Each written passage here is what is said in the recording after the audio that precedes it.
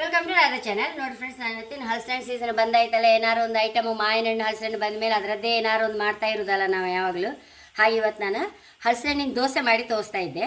ನೋಡಿ ಫ್ರೆಂಡ್ಸ್, ಒಂದು 2 ಲೋಟ ಅಕ್ಕಿ ಇಟ್ಕೊಂಡಿದೆ. ಒಂದು ಬೌಲ್ ಫುಲ್ಲು ಹಲಸಿನ ಎಷ್ಟು ಹಾಕಿರೋ ಆತು, ಎಷ್ಟು ಕಡಿಮೆ ಹಾಕಿರೋ ಆತು ಫ್ರೆಂಡ್ಸ್. ದೋಸೆಗೆ ಜಾಸ್ತಿ ಹಾಕಿರಿ ಇನ್ನೂ ಲಾಯ್ಕ್ ಆಯ್ತು ದೋಸೆ. ಹಾಗೆ ಒಂದು ಕಡಿ ಕಾಯಿ ಇದಿಷ್ಟನ್ನೀಗ ಗ್ರೈಂಡ್ರಿಗೆ ಹಾಕಂತೆ. ಫಸ್ಟ್ ಕಾಯಿ ಮತ್ತು ಹಲಸಿನ ಹಣ್ಣು ಹಾಕ್ಕೊಂಡ್ಬಿಟ್ವ. ಕಾಯಿ ಒಂದು ಕಡೆ ಕಾಯಿ ಹಾಕೊಂಡಿದೆ.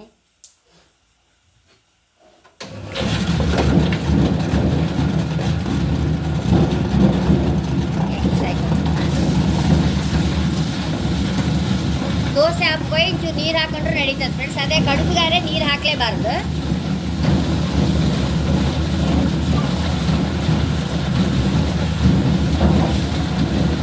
ಫ್ರೆಂಡ್ಸ್, ರುಚಿ ತಕ್ಕಷ್ಟು ಉಪ್ಪು ಹಾಕೊಂಬ. ಇದು ಹಣ್ಣಿನ ದೋಸೆ ಎಲ್ಲ ಫ್ರೆಂಡ್ಸ್, ಸಿಹಿ ಬೇಕಲ್ಲ, ಬೇಕಾದಷ್ಟು ಬೆಲ್ಲ ಹಾಕೊಂಬ. ರುಚಿ ನೋಡಿಕೊಂಡು ಬೆಲ್ಲ ಹಾಕಿದ್ರೆ ಸರಿ. ಎಷ್ಟು ಬೇಕೋ ನಮ್ಮ ನಮ್ಮ ಬಾಯಿಗೆ ಸರಿಯಾಗಿ ಬೆಲ್ಲ ಹಾಕೋಣಕ್ಕೆ. ಹಾಗೆ ಸ್ವಲ್ಪ ಸಿಹಿ ಇದ್ರೆ ಲೈಕ್ ಫ್ರೆಂಡ್ಸ್. ಸಿಹಿ ದೋಸೆ ಅಂದಮೇಲೆ ಸಿಹಿಯೇ ಇರಬೇಕು.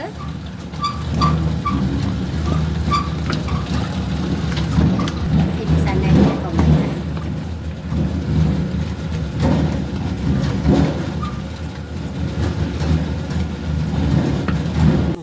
ಸ್ವಲ್ಪ ಕೆಲವರಿಗೆ ದಪ್ಪ ಇಷ್ಟ ಆಗುತ್ತೆ. ಹಾಗೆ ಒಂದು ದಪ್ಪ ಒಂದು ತೆಳು ಮಾಡಿ ತೋರಿಸ್ತೆ.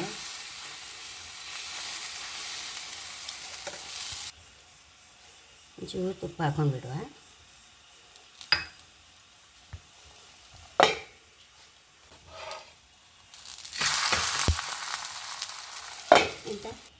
ಫ್ರೆಂಡ್ಸ್, ಬೆಂತಕಾಂಬ ನಾವು ಕಾಯೆಲ್ಲ ಮಸ್ತ್ ಹಾಕಿದ್ದೇವಲ್ಲ, ಹಣ್ಣು ಹಾಗೆ ಸಾಫ್ಟ್ ಬ್ರೆಡ್ ಥರ ಬಂದಿದೆ. ಈಗ ಒಂದು ತೆಳು ದೋಸೆ ಮಾಡಿ ತೋರಿಸ್ದೆ.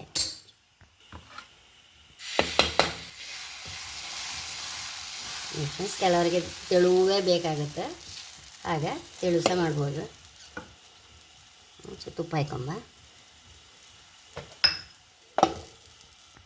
ಆಯ್ತು, ಆಗಿದೆ, ತೆಳು ದೋಸೆ ಆಗಿದೆ. ನೋಡಿ ಫ್ರೆಂಡ್ಸ್, ಎಷ್ಟೋ ರುಚಿಯಾದ ಹಲಸಿನ ಹಣ್ಣಿನ ದೋಸೆ. ತುಂಬ ಅಂದರೆ ತುಂಬ ಲಾಕಿ. ಬೆಳಿಗ್ಗೆ ಬ್ರೇಕ್ಫಾಸ್ಟ್ಗೆಲ್ಲ ಸಹ ಮಕ್ಕಳಿಗೆ ಸಹ ಇಷ್ಟ ಆಗುತ್ತೆ. ಅಷ್ಟು ಪರಿಮಳ ಆಗುತ್ತೆ ಹಲಸಿನ ಹಣ್ಣಿನ ದೋಸೆ. ಬೇಕಾದಷ್ಟು ನಮಗೆ ಸಿಹಿ ಬೇಕಾದಷ್ಟು ಬೆಲ್ಲ ಹಾಕೊಂಡ್ರೆ ಸರಿ. ಕಾಯಿ, ಬೆಲ್ಲ, ಹಣ್ಣು ಇಷ್ಟೇ ಬೇಕಾಗ್ತದೆ ಇದಕ್ಕೆ.